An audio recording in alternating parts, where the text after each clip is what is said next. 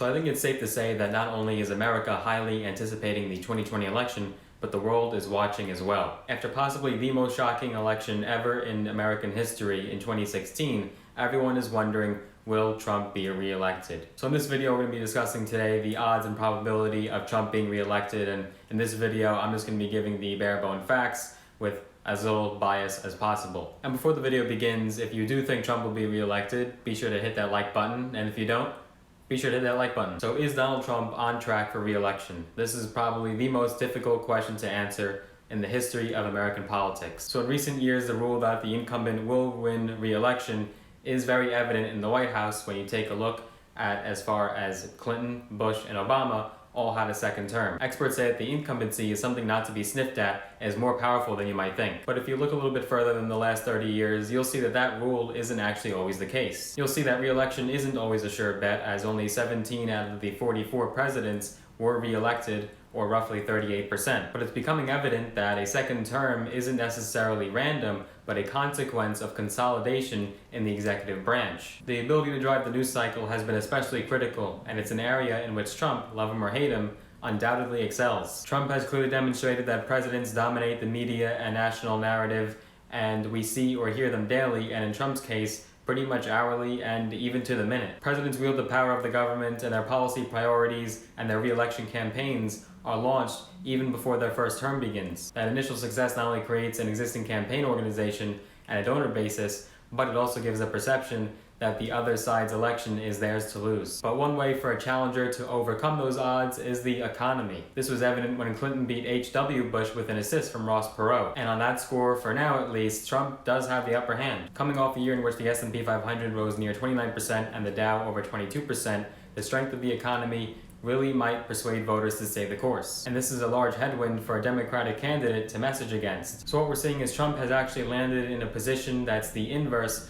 of what happened to George H.W. Bush. Bush was a leader that voters greatly respected and looked up to, but dropped him when they felt economic anxiety. Trump faces in many cases a large disapproval rating, but if voters want to keep the economic status quo, they're going to vote for him and re-elect him. So Trump's path could resemble Bill Clinton's, who overcame scrutiny and questions about his leadership by touting a strong job market. Analysts say it's a very interesting dynamic where American voters will question a candidate's conduct, their character, and their personality, but at the same time will routinely base their vote based on the economy. But if the 1992 election isn't a match, then you're going to want to look at the 1984 election. In 1984, Ronald Reagan wrote a message of optimism and patriotism to win a landslide victory over Walter Mondale. Mondale was a seasoned, serious former vice president who sounds a little bit like you-know-who, and if you don't, his name kind of rhymed with Titan. But the strange thing about the 1984 election is that for most of Reagan's first term, the economy was kind of in the pits. Democrats did have a good argument that things are not working, but voters saw a trend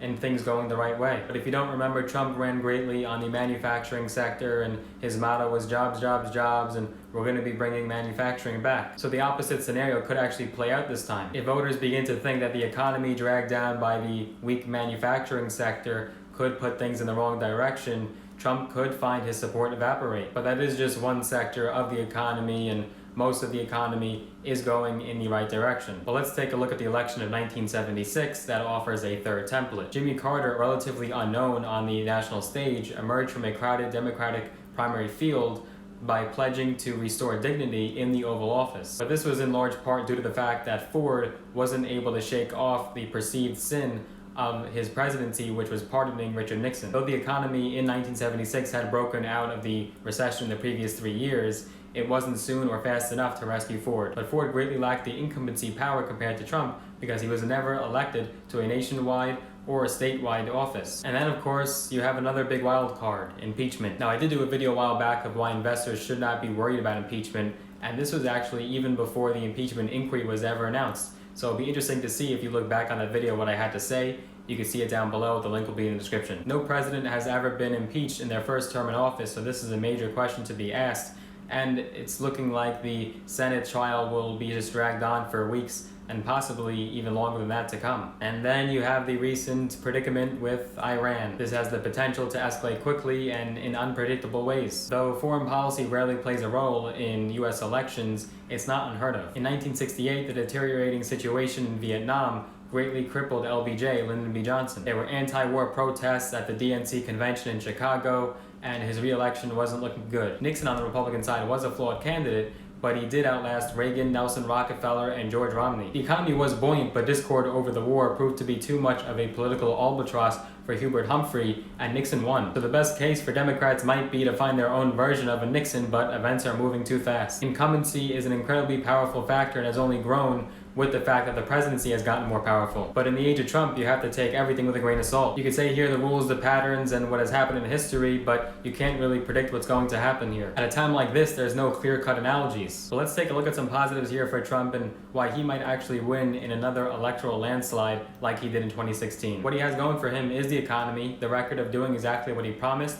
and the unhinged nature of the other side. After years of the Obama era, it was looking like we would head into a recession when Trump took office. But Trump reversed a lot of his predecessors' policies and also started with a deregulation drive. Trump's tax cuts encourage employers to invest and expand. For sure, the trade war has brought uncertainty, especially when it comes to China. But Americans are recognizing that Washington had to stand up for basic fairness and rule of the law. Beijing's incessant cheating has to end or the rest of the world will suffer, especially the working class. He has the lowest unemployment rate in decades, month after month, and median wages are rising. Not to mention Americans are returning to the labor force faster than ever. Working class voters in swing states are recognizing what Trump is doing. Polls also could be suggesting that Hispanic Americans and African Americans are recognizing this too, and this can give Trump a great boost. They may not flock and come out in large numbers to vote for him, but they'll look at him as the lesser of the two evils when they look at the Democrats, who are pledging to reverse all of his policies. And of course, Trump's immigration policy plays in here too. The New York Times reported that ICE crackdowns have meant new job opportunity for Americans, especially African Americans. Time and time again, this president has stuck to his guns. On top of the border policy and pulling out of the Iran deal, past presidents have vowed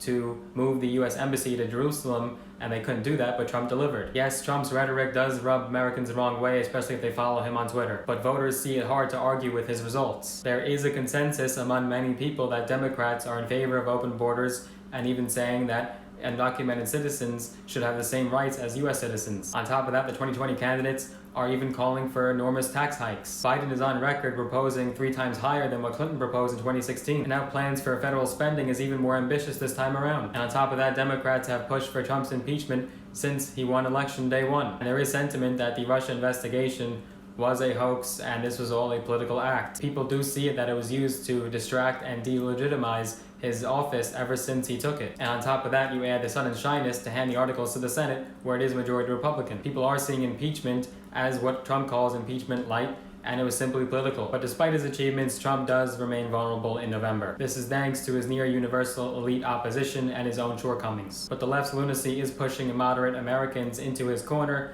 which will probably hand him a second term. At the same time, this fires up his core base and will make them even more excited to vote for him this coming November. So let's make our predictions now. Do you think he will be reelected? Tell me down in the comments, why do you think he'll be reelected, and do you think he'll be reelected? Tell me down below, I'm curious to hear. If you enjoyed that video, if you got value out of it, be sure to give it a big thumbs up, smash that like button, and if you'd like to see more videos just like this, I make videos every single week on business, finance, entrepreneurship, mindset, strategies from my own tips and tricks and experience.